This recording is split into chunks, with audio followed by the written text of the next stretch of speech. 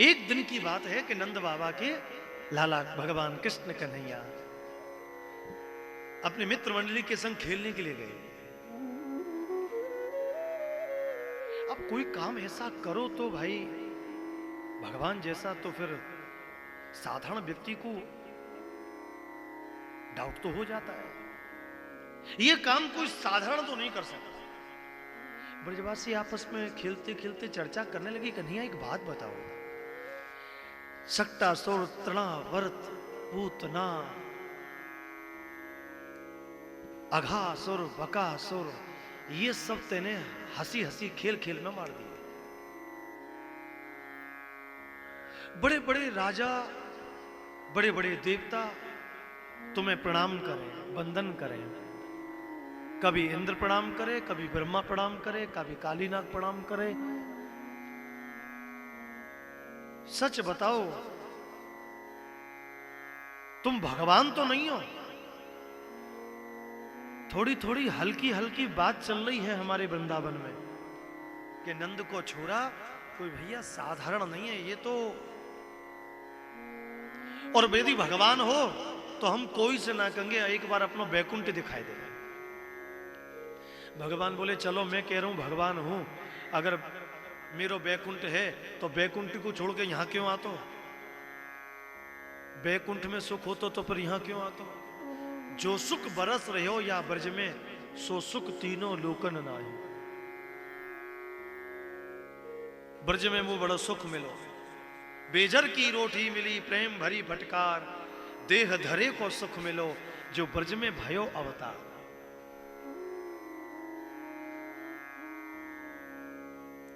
ब्रजवासी बोले लाला फिर ऐसी बात है तो फिर अब ऐसा कोई से नहीं कहेंगे, एक बार अपनी वैकुंठ दिखाई दे। भगवान बोले चलो फिर मत कहियो मुंह से कि हमें अच्छो नहीं लगो लाला, हमें वहीं भेज दो, ठीक है चलो आंख बंद कर लो। वैसे वैकुंठ में है कछु नहीं, दो ही भाव है, शांत दास।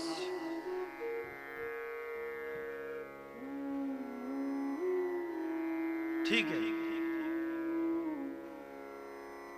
भगवान ने आंख बंद कराई, यमुना किनारे ब्रजवासी ने की मधुमंगल, श्रीदामा, सुबल, स्तोक, विशाल, अर्जुन, तेजस्विन, देवप्रस्थ, सभी ब्रजवासियों की आंख बंद करवाई और ले गए। भगवान तो जाकर के वैकुंठ में अपने निज अंतरंग भवन में बैठ गए। लक्ष्मी जी चरण सेवा करने लग गई। नंद सुनंद पार्षद खड़े हैं द्वारपाल गेट कीपर। सब ब्रजवासी वैकुंठ की शोभा छटा को देख रहे हैं। एक ब्रजवासी बोलो और सब तो ठीक है, सफोकेशन ज्यादा है थोड़े भैया।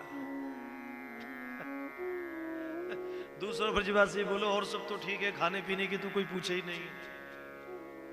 तीसरा ब्रजवासी बोलो और सब तो ठीक है, उठने बैठने की तो यहाँ कोई पूछे ही नहीं है। चौथो बोलो और सब तो ठीक है। भैया ऐसा लग रहा या वैकुंठ में कोई है भी है कि ना है? एकदम सन्नाटो, एकदम शांत।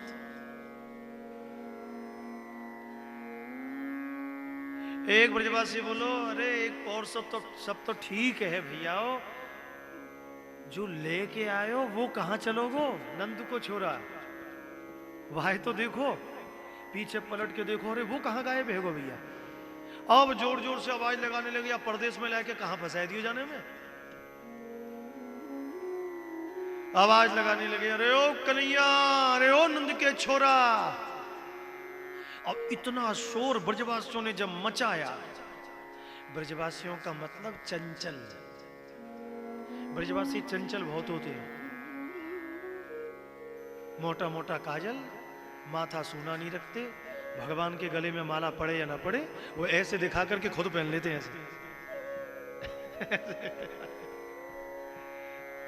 ऐसे वो इलायची दाने का चनौरी का पैकेट खोला, उसमें तुलसी दल डाला, जय हो बिहारी जी, यहीं से भोग लगा लीजिए। ऐसे लिया पहन लिया। बूढ़े कितने भी हो जाएं, मोटा मोटा काजल जरूर लगाते हैं।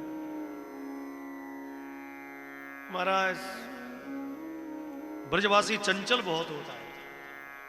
जेब में 1 रुपया ना हो पर कपड़े ऐसे पहनेगा, ओहो अलग ही दिखेगा। पर थोड़ा सा वो बोलता है तो अपने आप खुल जाता है, हाँ ये पक्का ब्रजवासी है। खाने पीने पर बड़ा उनका ध्यान रहता है,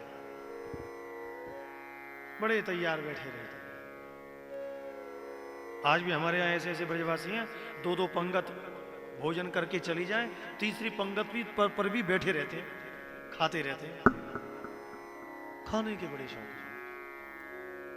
और आप लोग ही देख लो हमारे वृंदावन में कई कितने प्रकार, सारा भोजन यही देख लो आप, राजस्थानी भोजन यहाँ, दक्षिणी भोजन यहाँ, सारे डिश यही है।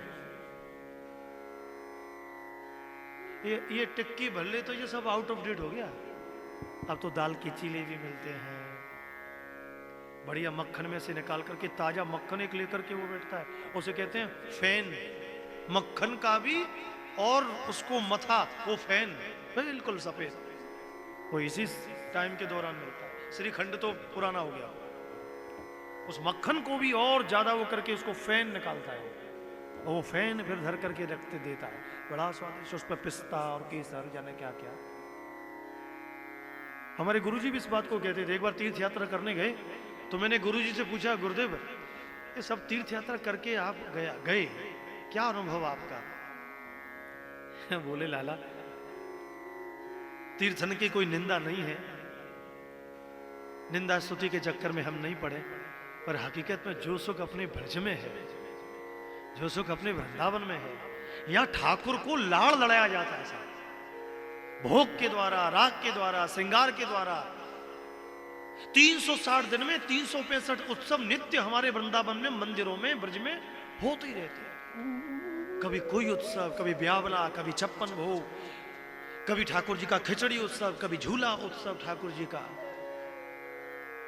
ऐसे ऐसे उत्सव होते हैं। ये आपको क्या बता मैं, इस समय जो है ठाकुर जी का, हमारे यहाँ अधिक मास आता है तो एक अधिक मास के महीने में पूरे साल के उत्सव 1 महीने के अंदर हो जाते हैं।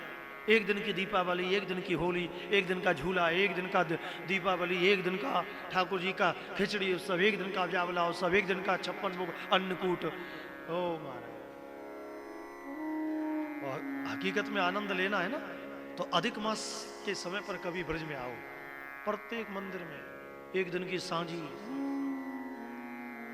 कहीं ठाकुर जी के सवारी निकल रही है, कहीं ठाकुर जी की चाव निकल रही है, कहीं ठाकुर जी का ब्यावला हो रहा है, कहीं ठाकुर जी का 56 भोग लग रहा है। जैसे द्वारका में ध्वजा चढ़ती है ना, ऐसे यहां 56 भोग बिहारी जी। अभी 3 साल की बुकिंग ऑलरेडी पड़ी है, इसलिए अब क्या नियम लगाया है कि भैया अगर 56 भोग लगाना चाहो तो अब सबे प्रभात के समय, दोपहरी के समय भी लगा सकते हो, संध्या के समय भी लगाओ। ठाकुर जी के गर्मी का समय आता है तो फूलों के बगले में बैठाते हैं। ठाकुर जी के मंदिरों, हमारे मंदिरों में ठाकुर जी को चंदन का मुकुट, चंदन का ठाकुर जी का श्रृंगार, ठाकुर जी के चंदन की बंसी, चंदन के हथ पहुंचे, ठाकुर जी के चंदन के बाजूबंद, चंदन के ठाकुर जी के नूपुर, सब कुछ उस मंदिर का नाम है राधा श्याम सुंदर, राधा दामोदर मदन मोहन जी। पता है वो चंदन घिसते घिसते घिसते घिसते 5 किलो चंदन, महीने भर पहले तो उसको घिसने का 2-3 सेवक नंबर लगाते हैं, और वो फिर ठाकुर जी को फिर उससे ठाकुर जी की भौं भी बनेंगी तो उससे बनेंगी, ठाकुर जी की आंख बनेंगी तो उससे, मतलब सीधा सा है। ठाकुर जी को गर्मी के समय में अक्षय तृतीया पर आना कभी, तब आपको ठाकुर जी के, बिहारी जी के चरण दर्शन भी कर लो, और फिर ठाकुर जी के उस चंदन के श्रृंगार जो है, चंदन की बंसी, चंदन का सब कुछ, पोशाक भी चंदन की, उसको इस प्रकार से ठाकुर जी के पोशाक को सजाते हैं, मोटा मोटा चंदन गाढ़ा करके, और वो फिर महाराज उसके बाद चंदन उसकी छोटी छोटी गोली बना करके हमारे वहां के जो पुजारी जी हैं, गोसाई जी हैं, उसके लिए ब्रजवासी भक्त लोगों को मालूम है, किन्हीं किन्हीं लोगों, बाहर के लोगों को, यहाँ तो सबको मालूम, तो कहते हैं जय जय ओ प्रसादी चंदन, ओहो अच्छा चलो।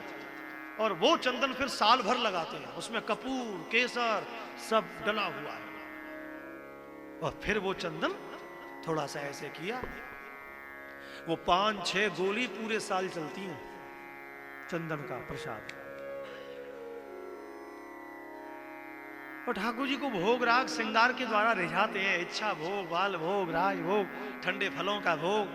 अब हमारे खिचड़ी उत्सव चालू होने वाला है, बस आप लोग इधर अपने अपने स्थान को गंतव्य करेंगे, प्रस्थान करेंगे, और बस उसके ठीक 10 दिन के बाद हमारे प्रत्येक मंदिर में ठाकुर को मेवाओं की खिचड़ी का भोग गरम गरम, उसमें जायफल डालेंगे, ठाकुर जी को सिगड़ी तपाएंगे, सिगड़ी जला देंगे, उसमें अग्नि, भोग राग श्रृंगार के द्वारा ठाकुर जी को ब्रज में ले जाते हैं। सारे ब्रजवासी ढूंढते ढूंढते आए, नंद सुनंद पार्षद ने डांट दिया। सारे ब्रजवासी ढूंढते ढूंढते भगवान को निज भवन में जैसे ही पहुंचे, लक्ष्मी जी चरण सेवा कर रही है। ब्रजवासी बोले कन्हैया तू यहाँ पढ़ो भैया, हम तो ये देख रहे हैं कितनी दूर जोर से आवाज लगा रहे हैं, और तू हमें छोड़ के कहाँ चलोगे, और ये सब डांटते हुए चले आ रहे हैं, कौन है ये? भगवान बोले कोई बात नहीं, मेरे पार्षद हैं। कैसो लगो वैकुंठ? सब मिलकर के ब्रजवासी बोले तेरो वैकुंठ बिल्कुल 2 कौड़ी को, 2 टका को। क्यों? अरे बोले कोई खाने पीने की नहीं पूछे, बैठ उठने बैठने, ये डांटते और चले आ रहे। अच्छे फंसाए भैया वैकुंठ में तेने, और भैया हमारे तो हमारे वृंदावन ले चल, हमें हमारे ब्रज की याद आ रही। सब ब्रजवासियों के कहा, बोले मैं तो तुमसे पहले ही कह रहा हूं, वहां तो शांत भाव और दास्य भाव है, चलो।